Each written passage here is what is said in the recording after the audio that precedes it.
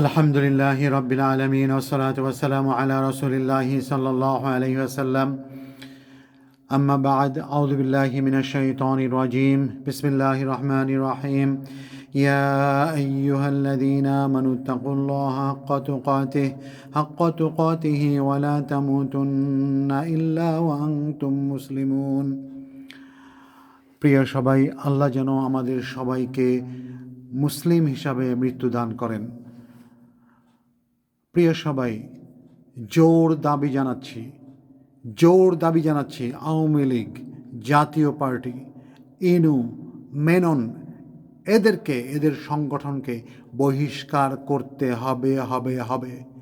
এর কোনো বিকল্প নাই, বহিষ্কার করতে হবে। প্রিয় সবাই, আমি আপনাদের সাথে ইনশাল্লাহ আলাপ করব রেগুলার বেসিসে যে এই যে আওয়ামী লীগ এবং তার অঙ্গ সংগঠন এবং এদেরকে যারা সহযোগিতা করেছে, তারা যে কত বড় পাপ করেছে, তারা যে কত বড় জালেম, এদের সাথে কারো তুলনা করা চলে না। প্রিয় সবাই, আপনি এদের সাথে ফেরাউনকে তুলনা করতে পারবেন না। আপনি এরা যে নির্বিচারে মানুষকে মেরেছে, মানুষের সাথে অত্যাচার করেছে, সেই যে আয়না ঘরের কথা শুনছেন, এই আয়না ঘরের প্রতিটা কাহিনী যদি আমরা শুনি, নিজেরা ঠিক থাকতে পারবো না। এবং আমরা দেখেছি 1970 সালের পরের থেকে, 1971 সাল থেকে শুরু করে 75 সাল এবং তার আগেও আওয়ামী লীগ নামের যে দানব, এই দানব সংগঠনটি মানুষের উপরে কী অত্যাচার অবিচার করেছে। প্রিয় সবাই, তখন থেকেই শুরু হয়েছে গুম, খুন, ধর্ষণ, লুণ্ঠন। এরা কাউকে ছাড়ে না। এরা নিজের সংগঠনের মধ্যেও যদি কাউকে মনে করে যে এ একটু ভালো মানুষ, এ একটু আল্লাহওয়ালা মানুষ, তাকে খুন করতে, তাকে গুম করতে একটু দ্বিধা করে না। তারা যদি মনে করে পরিবারের মধ্যে কেউ তাদের কাজে বাধা দেবে বা পরিবারের মধ্যে কারোর সম্পদ লুণ্ঠন করবে, একটুও দ্বিধাবোধ করে না। এবং এদের সবচেয়ে নিকৃষ্টতম একটা গুণ হচ্ছে যে এরা যে কেউ এই সংগঠনের মধ্যে বা এদের সহযোগী, তারা কোনো রকমের নিয়ম নীতি এবং যে নৈতিকতা, আল্লাহর যে বিধান, এগুলোকে একটুও তোয়াক্কা করে না, একটুও না। এদের মধ্যে কোনো রকমের মানবিকতা নেই।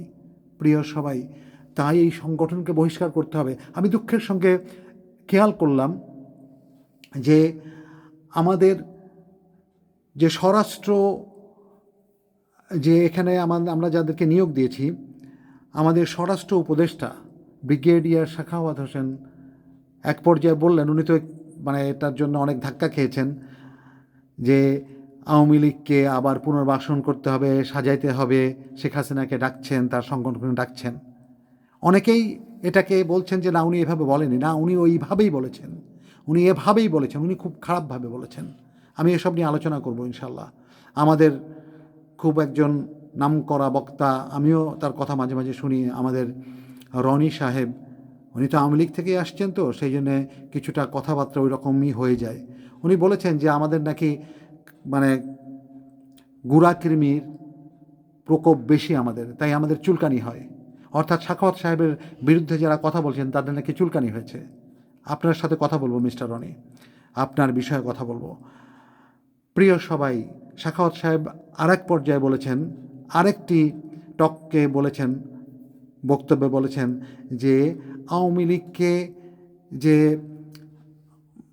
ব্যান্ড করা বা নিষিদ্ধ করার মতো পরিবেশ নাকি এখনও আসেনি, কারণ নিষিদ্ধ করতে হলে নাকি টেরোরিস্ট অর্গানাইজেশন হইতে হয়, টেরোরিস্ট কোনো কাজ করতে হয়। প্রিয় সবাই, আর কত সেই যে শুরু হয়েছে 1971 সালের পর থেকে। প্রিয় সবাই, আমরা কেন সব কিছু ভুলে যাই?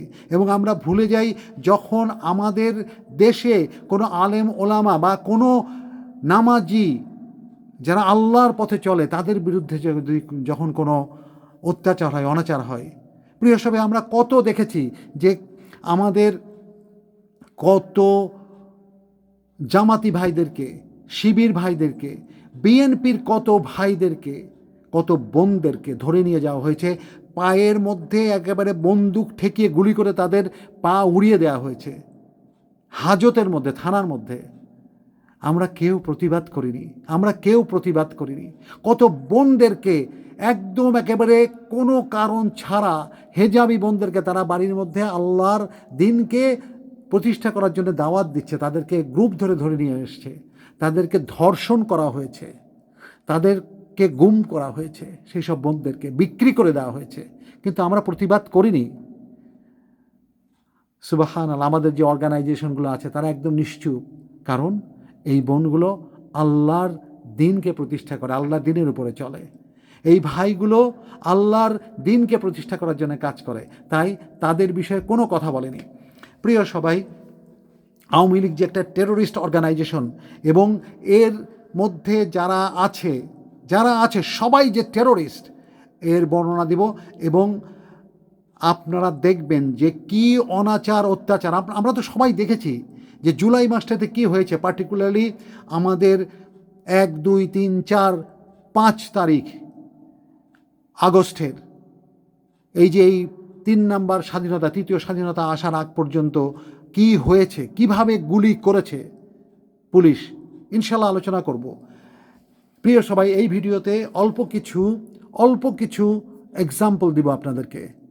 আপনারা দেখেন যে আয়না ঘরে কি অসহনীয়, কি বিভৎস, কি অমানবিক অত্যাচার করে এরা, কি অমানবিক। এরা কি মানুষ?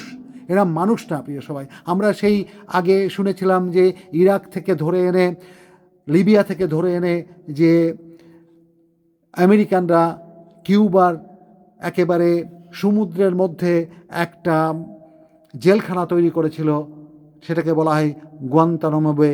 সেইখানে যে অনাচার অবিচার চলে, আমরা মনে করেছিলাম যে এটাই মনে হয় সবচেয়ে নিকৃষ্ট একটি জেলখানা, কিন্তু না প্রিয় সবাই। আমরা যে আয়না ঘরের কথা শুনলাম, আমরা যে ডিবির অফিসের আয়না ঘরের কথা শুনলাম এবং অন্য আয়না ঘরের কথা শুনলাম, সেই আয়না ঘর চরমভাবে, মানে পৃথিবীর আর কোথাও মনে হয় এই রকমের কোনো জায়গা নাই, এরকমের কোনো অমানবিক কোনো অত্যাচারের জায়গা নাই প্রিয় সবাই। এটা আশ্চর্য বিষয়। চলুন আমরা একটু একটু করে শুনি। আর প্রিয় সবাই, আপনাদের কাছে অনুরোধ, আপনারা খুব মনোযোগ দিয়ে আমাদের পিনাকি ভট্টাচার্য এবং আমাদের ইলিয়াস হুসাইনের বক্তব্যগুলো শুনবেন, তাহলে আপনারা বুঝতে পারবেন। খুব সুন্দরভাবে ওনারা বিশ্লেষণ করে দেখিয়ে দেন যে আওয়ামী লীগ কী জিনিস, এবং মাহমুদুর রহমানের কথাগুলো শুনবেন। আমাদের বাংলাদেশের আমি বলবো সবচেয়ে ইন্টেলেকচুয়াল পারসন হচ্ছে মাহমুদুর রহমান। তাকেও দেশ থেকে মেরে অত্যাচার করে, তার সমস্ত সম্পদ লুণ্ঠন করে, তার যে মানে বিখ্যাত এবং কী বলবো বাংলাদেশের মধ্যে বেস্ট যে পত্রিকা আমার দেশ পত্রিকা, সেটাকেও তারা ধ্বংস করে দিয়েছে। প্রিয় সবাই, তাহলে চলুন আমরা দেখি যে কী রকম অত্যাচার অনাচার অবিচার চলে। এই ভাইটির কথাটা একটু শুনুন।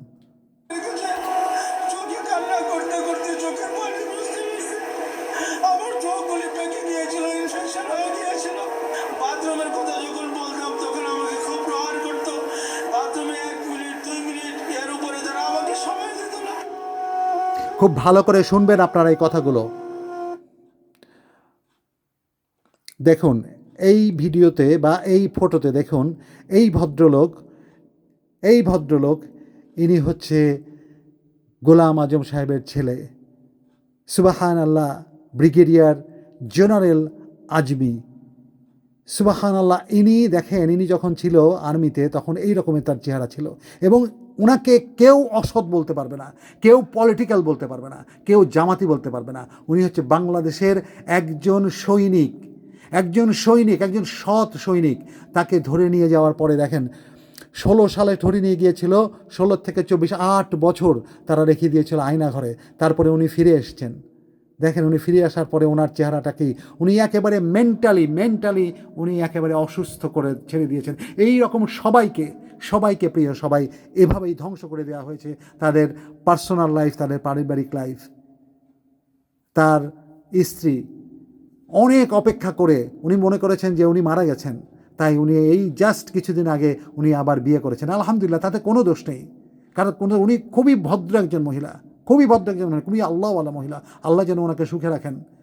প্রিয় সবাই, এর দায়িত্ব কার? এই টেরোরিস্টদের, এই টেরোরিস্ট অর্গানাইজেশন আওয়ামী লীগের এবং তার সহযোগী সংগঠনের। দেখুন এইখানে দেখুন, দিস ইজ আজমি অ্যান্ড এখনকার 2016 2024 এইটা হচ্ছে আরমান, ব্যারিস্টার আরমান। সুবহান আল্লাহ, একজন খুবই সৎ একজন ব্যারিস্টার, তার বাবাকে ফাঁসি দেওয়ার আগে তাকে গুম করা হয়। তাকে পাওয়া গেল 2024 আয়নাঘর থেকে। চরম অত্যাচারে তার চেহারাটা দেখেন, তার পার্সোনাল লাইফ, তার পারিবারিক লাইফকে ধ্বংস করে দেওয়া হয়েছে। প্রিয় সবাই, এভাবেই চলেছে আয়নাঘর, এভাবেই চলেছে। এই যে আমাদের টিচার একজন আসিফ মাহতাব, ওনার কথা শুনুন। উনি খুবই একজন মাশাআল্লাহ আল্লাহওয়ালা মানুষ, উনি একজন খুবই সাহসী মানুষ। ওনার কথাগুলো একটু শোনেন। ক্যামেরা অন ছিল, ওরা বুঝে নাই সেটা, ওটাকে তারা ক্যাপচার হয়ে গেছে যে তারা এগুলো নিয়ে গেছে। প্রথম দিন রাতে তারা আরো কয়েকজনকে ধরার চেষ্টা করলো, পায়নি, আমাকে নিয়ে তার ডিবি অফিসে নিলেন। ওইখানে যে অবস্থা, মানে একটা ভয়ঙ্কর অবস্থা, মানে 80 100 জনের মতো লোক ছোট একটা স্পেসে, মানে কেউ বসলে, কেউ শয়, কেউ শুলে, কেউ বসে, একসাথে সবাই শোয়ার স্পেস নাই। ওইখানে আরেকটা এশিয়ান ইউনিভার্সিটির একজন প্রফেসর ছিল, উনি মানে শোয়ারই চান্স পায়নি, উনি বসেই ছিলেন, কারণ স্পেস নাই, মানে এত একটা কনজাস্টেড এরিয়া, ফ্যান নাই, একটা রুমে কিছু এসি ঢুকে আর বাকি সব রুমে হচ্ছে মানে একদম ফ্যান নাই, কিছু নাই, সব সময় লাইট থাকে, সব সময় সাউন্ড থাকে, আপনি ঘুমাতে পারবেন না। তো ওইখানে ঢুকে প্রথম দিন তো আমার খুব মানে অবস্থা ভালো না। আমার তেমনি আপনারা জানেন স্পাইনে প্রবলেম হওয়ার কারণে আমার এমনি সবসময় পেইনে থাকে, আমি নিউরোলজিক্যাল পেইনে থাকি। ফিজিওথেরাপি করলে কমে, আবার নাহলে বেড়ে যায়। সেই সিচুয়েশনে আমাকে এরকম একটা জায়গায় নিয়ে গেল যেখানে আমার কোনো বসার জায়গা নেই, সব পুরাটাই ফ্লোর, হার্ড ফ্লোর, তাও আবার মুভ করার তো কোনো স্কোপই নাই, শত শত মানুষ। তো এরকম জায়গায় প্রথম একদিন ছিলাম, ওই রাতে ছিলাম। তারপরের দিন ওরা আমাকে ডেকে নিয়ে গেল উপরে নিয়ে তারা আমাকে প্রশ্ন করলো যে আপনি ব্র্যাকে কয়জন শিবির আছে। আমি তো শিবির করি না, আমি কিভাবে জানবো ব্র্যাকে শিবির কয়জন আছে বা কি। এরকম অনেক প্রশ্ন করলো বারবার। তারপরে এট ওয়ান পয়েন্ট তাদের মধ্যে ওই হানাদার লিগার বাহিনীর একজন, উনি আর কি জিজ্ঞেস করলো, বলেন তো এই কোটা দিয়ে আপনি এত কথা বলেন, কোটার পদ্ধতি কি, বিসিএস এর সিলেকশন প্রসেসটা কি। আমি তো আসলে বলতে পারি নাই, কারণ হচ্ছে আমি মানে মেন্টালি তো ওই লেভেলেই নাই, তাই না, আমি একটা মানে ভয়ঙ্কর একটা অবস্থায় আছি, ওই লেভেলেই নাই। তো তারপরে ওরা কি করলো, ওরা এসে আমাকে মনে করেন আমাকে ধাক্কা দিল। আমার তো স্কেচ নিয়ে হাঁটতে হয়, আপনারা জানেন, একটা লাঠি নিয়ে হাঁটতে হয়। সে আমাকে ধাক্কা দিল, তারপর আমার মুখে হিট করা শুরু করলো। তো হিট করা শুরু করলো আমাকে, 6টা হিটের পরে আমি আসলে মানে অজ্ঞান হয়ে যাচ্ছিলাম। তো অজ্ঞান হয়ে যাচ্ছিলাম, তারা আমাকে বলে না ডোন্ট এরকম করে আমাকে দাঁড় করালো, আবার 2-4 বার হিট করলো। তো তারপরে তারা আমাকে মানে বললো যে আপনি তো খুব খারাপ জায়গায় আসছেন, আপনার বাম পায়ে প্রবলেম, ওই ডান পাকে আমরা একদম ইয়ে করে আপনাকে পুরোপুরি লোলা বানাই দেবো। তো এরকম একটা কথা বললো, এবং আরেকজন লাঠি নিয়ে আসলো আমাকে মারবে। পরে ওরা লাঠি দিয়ে হিট করে নাই, না করে আমাকে ওই জায়গায় আবার সেই জায়গায় যেখানে রাখে সেখানে নিয়ে গেল। প্রিয় সবাই, বোঝার চেষ্টা করবেন এবং শোনার চেষ্টা করবেন। এইগুলো আপনারা দেখবেন, এই যে লিঙ্কগুলো, এগুলো দেখবেন। আমি ইনশাল্লাহ নেক্সট ভিডিওতে এইগুলো লিঙ্কগুলো আপনাকে দিয়ে দেবো। দেখুন, এই খবরটা শুনুন, খুব মনোযোগ দিয়ে শুনবেন সবগুলো। দেখুন, যারা আহত হয়েছে তাদের অবস্থাটা দেখুন, এই যে এই জুলাই মাসে। প্রিয় সবাই, খুব মনোযোগ দিয়ে শুনুন। আন্দোলনে আহতদের আর্তনাদে ভারী হয়ে উঠছে রাজধানীর হাসপাতালগুলো। অসহ্য যন্ত্রণায় হাসপাতালের বিছানায় কাতরাচ্ছেন আহতরা। পঙ্গু হাসপাতালে বর্তমানে চিকিৎসা নিচ্ছেন 122 জন। চিকিৎসাধীনদের বেশিরভাগই গুলিবিদ্ধ, অনেকের হাত পা কেটে ফেলতে হয়েছে। বিনামূল্যে চিকিৎসা দেওয়ার পাশাপাশি ডাক্তার, কর্মকর্তা, কর্মচারী এবং সাধারণ মানুষের অর্থায়নে আহতদের চিকিৎসার তহবিল গঠন করে চিকিৎসা দেওয়া হচ্ছে বলেও জানান পরিচালক। আরো জানাচ্ছেন মুশফিকুর রহমান। দাবি আদায়ের মাধ্যমে অবশেষে শেষ হয়েছে কোটা সংস্কার আন্দোলন। ধীরে ধীরে স্বাভাবিক হয়ে আসছে দেশ, তবে এর মধ্যে ঝরে গেছে অনেক তাজা প্রাণ। আহত হয়েছেন কয়েক হাজার ছাত্র ও সাধারণ মানুষ। রাজধানীর হাসপাতালগুলোর পরিবেশ এখন আহতদের আর্তনাদ ও স্বজনদের দীর্ঘশ্বাসে ভারী। আমি গাড়ি পার্কিং হয়ে আসতেছিলাম পরে আমাদের বাড়ির ওখানে গোলাগুলি চলতেছিল, তখন তো আমি জানতাম না। এরপরে আমি যখন এরা যখন দূরাঙ্গি দিছে তখন আমিও দৌড় দিয়েছি, তারা মনে করছে আমিও আন্দোলনকারী আসছিলাম আর কি, ছাত্রলীগ আর পুলিশ। তখন তখন আমি দৌড় দিয়েছি, পাম্পের সামনে গেছি, জান্নাত রেস্টুরেন্টের সামনে। ওরা আমার 3-4 জন মিললে নাম দাও দিয়ে কুপাইছে, আমার হাত পঙ্গু করে ফেলছে, এই হাতে কুপাইছে, পা কুপাইছে, আমার অঙ্গ লাগে নাই। শুনেছেন রামদা দিয়ে কুপিয়েছে। 3:30টার দিকে আমার ওয়াইফের জন্য ওষুধ আনতে গিয়েছিলাম আর কি। রাস্তার এই পাশে পাই নাই দেখে ওই পাশে রাস্তার উল্টা পাশে গেছে। যাওয়ার পরে ওইখানে সামনে গোলাগুলি হচ্ছে, ওইখান থেকে ওষুধ নিয়ে আসার সময় আমার পায়ের পিছন দিয়ে, হাঁটুর পিছন দিয়ে গুলি লেগে সামনে দিয়ে বের হয়ে গেছে, হাত ভেঙে। মিরপুর 10 গোচর পুলিশ বক্সিং নিচ্ছে, ঠিক আছে। আমি ওই জায়গায় ছাত্রগুলোর সাথে দাঁড়াইছি, হঠাৎ পুলিশ ওদিকে 14 নম্বরের দিকে আসা গুলি নিক্ষেপ করছে। গুলি ডাইরেক্ট আমার এই জায়গায় ঢুকা আমার হাত ভাঙ্গা বুকের এন্দি দিকে পিছ দিয়ে বেরিয়ে গেছি। পিছে 35টা ছিঁড়ে আছে, বুকের নল খুলছি আর 2-1 দিন আগে। শনিয়ারকা থেকে যাত্রাবাড়ির দিকে আগেই সবাই শাহবাগের দিকে যেতে চাচ্ছিল, আমি তাদের সাথেই ছিলাম।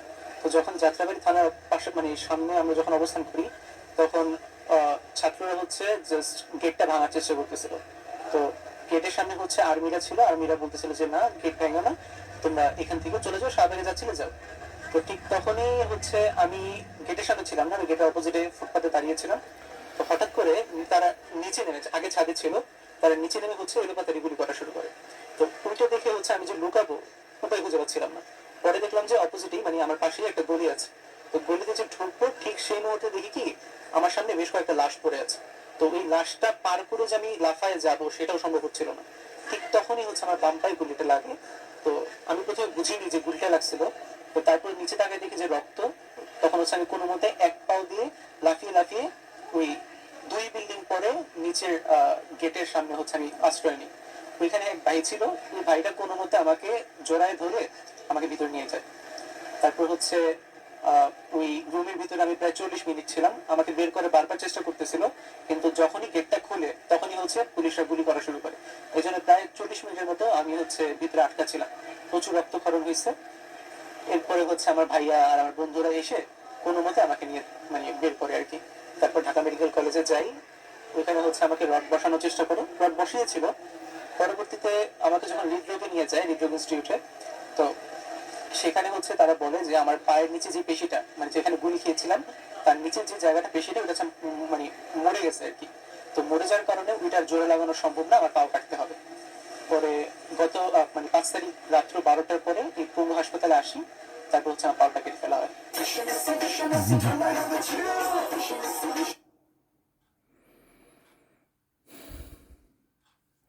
প্রিয় সবাই শুনলেন, ওনার পাটা কেটে ফেলা হয়েছে। সুবহান আল্লাহ, সুবহান আল্লাহ। প্রিয় সবাই, এরকম কত মানুষের পা হাত কেটে ফেলা হয়েছে। আর যারা মারা গেছে তারা তো আপনারা দেখেছেনই, সাইদ, মুগ্ধ, সম্ভবত ওই ছেলেটার নাম যাকে ট্যাঙ্ক থেকে ফেলে দেওয়া হলো, সম্ভবত ওর নাম হচ্ছে নাহিয়ান, আমি ভুলে গেছি। এরকম কত প্রিয় সবাই। এই যে দেখুন আমাদের প্রিয় পিনাকি ভট্টাচার্য কি বলে, একটু শুনুন। হলো উপেক্ষিত, আর সেটাই হয়ে উঠলো বিপ্লবকে সংহত না হতে দেওয়ার প্রথম ধাপ। বিপ্লব হয়ে গেল বেহাত। সে বিষয়টা আজকে আর আলাপ না করি, কিন্তু আমি অগাস্ট বিপ্লবের সমস্ত সেনানায়কদেরকে, সমস্ত সৈনিকদেরকে আমার বিপ্লবী সালাম জানাই। আজ আবার একটু হিসাব মিলায় দেখা যাক, স্বাধীন বাংলাদেশের প্রথম শাসক শেখ মুজিব কি কি মহা অপকর্ম করছিল। শেখ মুজিব একটা দানব ছিল। বিচার বহির্ভূত প্রথম হত্যাকাণ্ডটি ঘটে শেখ মুজিবের নির্দেশে। বিপ্লবী বামপন্থী নেতা সিরাজ শিকদারকে খুন করেই তিনি ক্ষান্ত হন নাই। জাতীয় সংসদে দাঁড়িয়ে তম্বা করে চিৎকার করে ঘোষণা করছিলেন, কোথায় সেই সিরাজ শিকদার? তখনই দেখা গেছে শেখ মুজিবুর রহমান নিজেকে মানুষের বাঁচা মরার নিয়ন্তা ভাবতেন। শিকদারকে খুন করার মধ্যে দিয়ে মুজিব বিচার বহির্ভূত হত্যা এবং খুন গুমের কালো হাত উদ্যত করছিলেন। শীঘ্রই তা বহুগুণে সম্প্রসারিত হয়েছিল তৎকালীন বৈষম্য বিরোধী সংগ্রামরত হাজার হাজার বাম প্রগতিশীল নেতা কর্মী সংগঠকদের দিকে। কেউ রেহাই যায় নাই। জাসদ থেকে শুরু করে সিপিবি আদর্শবান এমন সকল যুবকেরা তখন বিশ্বাস করত মুজিব জাতির সাথে প্রতারণা করছে, স্বাধীনতা যুদ্ধের মূল উদ্দেশ্যগুলি বিসর্জন দিছে, বিশেষ করে একটি সাম্যভিত্তিক গণতান্ত্রিক সমাজ প্রতিষ্ঠার লক্ষ্যের সাথে বিশ্বাসঘাতকতা করে ক্ষমতা কুক্ষিগত করছে। মুজিব আমলে তার তৈরি কুখ্যাত রক্ষী বাহিনীর হাতে নিহত হন প্রায় 30,000 তরুণ যুবক, যারা ছিলেন আজকে বাংলাদেশের চলমান ছাত্র আন্দোলনে অংশগ্রহণকারীদের রক্ষী বাহিনী। আত্মোৎসর্গের জন্য প্রস্তুত অকুতভয় তরুণ সম্প্রদায়। মুজিব আমলেই শুরু হয় নির্বাচনী কারচুপি। 1973 সালে বাংলাদেশে প্রথম সংসদ নির্বাচন অনুষ্ঠিত হয়। প্রিয় সবাই, আপনারা দেখে নেবেন মানে কি বলবো আমাদেরকে এই যে মুজিবের এই অত্যাচার থেকে, অনাচার থেকে সুবহানাল্লাহ, আমাদের কিছু আল্লাহর বান্দা, এই দেশের প্রকৃত মুক্তিযোদ্ধা সেনা অফিসাররা, সেনারা আমাদেরকে মুক্তি দিয়েছিলেন, আমাদেরকে বিজয় দিয়েছিলেন আল্লাহর রহমতের উপরে ভরসা করে 1975 সালের 15ই আগস্ট। কিন্তু আমরা ভুলে গেছি। তাই তো আমাদের উপরে এই এই জালিমের জুলুম এতদিন ধরে চলল। আল্লাহ সুবহানাহু ওয়া তাআলা আমাদেরকে একটু সুযোগ দিয়েছেন, আবার আমরা বিজয়ী হয়েছি, কিন্তু আমরা ইতিমধ্যেই কিন্তু অনেক কিছু ভুলে গিয়েছি, আল্লাহর রহমতকে ভুলে গেছি। প্রিয় সবাই, আমরা যেন ভুলে না যাই। প্রিয় সবাই, আপনাদেরকে আর একটা জিনিস দেখাই। দেখুন, এখানে এক পুলিশ পুলিশ অফিসার, সম্ভবত ওসি অথবা এএসপি ইকবাল, সে দেখাচ্ছে কিভাবে মানুষ আমাদের ছাত্রদেরকে মেরেছে এবং মারার পরে কি ঘটনা ঘটেছে, কেউ সরে না। এটা দেখাচ্ছে কাকে? এটা দেখাচ্ছে স্বরাষ্ট্রমন্ত্রীকে, পুলিশের সর্বোচ্চ ব্যক্তিকে, সচিবকে। কি বলছে একটু শুনুন আপনারা, কি বলছে শুনুন।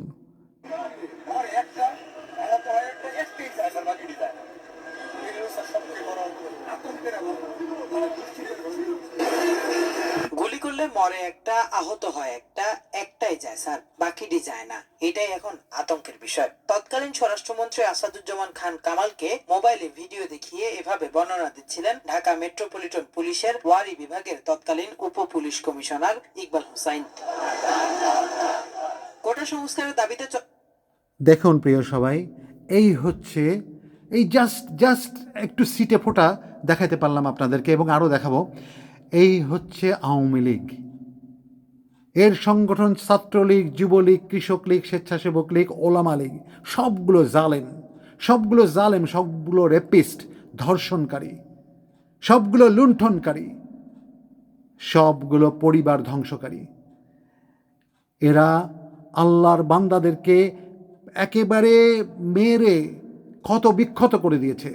এই আমলেই শুক্রবারের খুতবাগুলোকে এদের মতো করে প্রচার করার জন্য বলা হয়েছে। কত ওয়াজ মাহফিল বন্ধ করে দেওয়া হয়েছে, আলেমদেরকে অপমান করা হয়েছে, অত্যাচার করা হয়েছে ফিজিক্যালি। প্রিয় সবাই, এই হচ্ছে আওয়ামী লীগ। তাহলে এরা কি টেরোরিস্ট নয়? এরা বিডিআর হত্যাকাণ্ড ঘটিয়েছে, এরা সাগর রুনিকে হত্যা করেছে, এরা গুম করেছে, এরা হলি আর্টিজেনের নাটক সাজিয়ে কতগুলো দেশি বিদেশি মানুষকে হত্যা করেছে।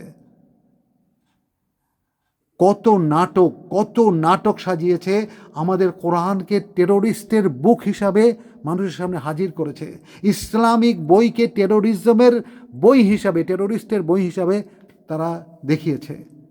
এই হচ্ছে আওয়ামী লীগ। প্রিয় সবাই, আমরা কি এখনও বুঝবো না? প্রিয় সবাই, আমাদেরকে অবশ্যই বুঝতে হবে। এবং দেখুন, আল্লাহ সুবহানাহু ওয়া তাআলা হচ্ছে, এরা পরিকল্পনা করে, এরা ষড়যন্ত্র করে, কিন্তু আল্লাহ সুবহানাহু ওয়া তাআলা হচ্ছে সবচেয়ে বড় পরিকল্পনাকারী। তাই তো আল্লাহ সুবহানাহু ওয়া তাআলা বললেন, আল্লাহ সুবহানাহু ওয়া তাআলা কী বললেন শুনুন। أعوذ بالله من الشيطان الرجيم بسم الله الرحمن الرحيم ومكروا ومكر الله والله خير الماكرين তারা ষড়যন্ত্র করেছিল এবং আল্লাহ সুবহানাহু ওয়া তাআলা কৌশল করেছেন, আল্লাহ সুবহানাহু ওয়া তাআলা পরিকল্পনা করেছেন, আর আল্লাহ সুবহানাহু ওয়া তাআলা সর্বশ্রেষ্ঠ কৌশলকারী, সর্বশ্রেষ্ঠ পরিকল্পনাকারী। প্রিয় সবাই, তাই তো আমরা যা কল্পনা করি নাই, অল অফ এ সাডেন আমাদের সামনে আল্লাহ সুবহানাহু ওয়া তাআলা দিয়ে দিলেন, আমাদের বিজয় দিয়ে দিলেন।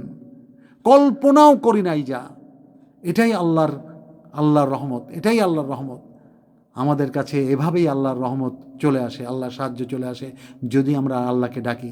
প্রিয় সবাই, কিন্তু তারপরেই আল্লাহ সুবহানাহু ওয়া তাআলা বলেছেন, তোমরা আমাকে ভুলে যাও কেন? ভুলে যাও কেন? যখনই আমার সাহায্য আসে, যখনই তোমাদেরকে আবার আমি প্রতিষ্ঠিত করি, তখনই তোমাদেরকে আমি বিজয় দিই, তখনই তোমরা আমাকে ভুলে যাও কেন? কেন ভুলো? তাই আল্লাহ বলছেন যে ভুলে যেও না। আমার ফাযকুরুনি আযকুরকুম ওয়াশকুরু লি ওয়ালা তাকফুরুন, আমাকে স্মরণ করো, আমাকে ভুলে যেও না, আমিও তোমাদেরকে স্মরণ করব, আমিও তোমাদেরকে সাহায্য করব, আর তোমরা আমার প্রতি কৃতজ্ঞ হও, অকৃতজ্ঞ হও না। প্রিয় সবাই, আল্লাহ সুবহানাহু ওয়া তাআলার প্রতি অকৃতজ্ঞ হওয়া মানে আল্লাহ যা যা বলেছেন সেইগুলোকে আপনি কেয়ার করেন না, আপনি সেইগুলো মানেন না, আল্লাহ যেভাবে চলতে বলেছেন সেইগুলো চলেন না, সেই জন্যেই অকৃতজ্ঞ হওয়া। তাই প্রিয় সবাই, আমরা যদি এভাবেই চলি তাহলে আমাদের এই বিজয় থাকবে না, এই বিজয় থাকবে না। আমরা যদি অহংকার করি যে আমরা বিজয় এনেছি, তাহলে এই বিজয় আমাদের থাকবে না। প্রিয় সবাই, আমরা যেন অবশ্যই আল্লাহকে ভুলে না যাই, আমরা যেন আল্লাহকে স্মরণ করি, আল্লাহকে যেন অবশ্যই আমরা ডাকি, এবং আমরা যেন অবশ্যই আওয়ামী লীগ, জাতীয় পার্টি, ইনু মেনন এদেরকে এবং এদের সংগঠনকে বহিষ্কার করতে বাধ্য করি। আমাদের কেউ বলছেন যে এটা হচ্ছে first priority, number A plan, number B plan. যদি এটা না হয় তাহলে আওয়ামী লীগের যেসব মন্ত্রী আছে, প্রতিমন্ত্রী আছে, এদেরকে 3 টার্ম কী করতে দেওয়া হবে না, ইলেকশনে আসতে দেওয়া হবে না, ব্লা ব্লা ব্লা। এবং এরপরে যদি এটাও যদি না হয় তাহলে আর একটা নো, এটাই এ প্ল্যান, এটাই বি প্ল্যান, এটাই সি প্ল্যান। আওয়ামী লীগকে বহিষ্কার করতে হবে, আওয়ামী লীগারদেরকে বিচারের আওতায় আনতে হবে, ফাঁসি দিতে হবে। তারা যা যা করেছে তার একেবারে সমপরিমাণ বিচার করতে হবে তাদেরকে। এর কোনো বি প্ল্যান নাই প্রিয় সবাই, এর কোনো বি প্ল্যান নাই। যে বলবে বি প্ল্যান তাকে অ্যাভয়েড করতে হবে, সে যেই হোক। প্রিয় সবাই, আপনারা আমার চ্যানেল ইসলাম আলটিমেটকে সাবস্ক্রাইব করবেন এবং আল্লাহর কাছে দোয়া করবেন, আল্লাহ যেন আমাদেরকে মুসলমান হিসাবে, মুসলিম হিসাবে মৃত্যু দান করেন, আল্লাহ যেন আমাদেরকে তাকওয়া দান করেন। অর্থাৎ আল্লাহ যে আছেন, আল্লাহ যে আমাদেরকে যা যা করতে বলেছেন আমরা যেন সেগুলো করার চেষ্টা করি, আমরা যেন আল্লাহকে ভয় পাই, আমরা যেন ইসলামকে জানার চেষ্টা করি, আমরা যেন কোরআন এবং সুন্নাহকে জানার চেষ্টা করি, সেভাবে যেন চলি। আল্লাহ যেন আমাদের সেই তৌফিক দান করেন। আমিন। আসসালামু আলাইকুম রহমতুল্লাহি ওয়া বারাকাতুহু।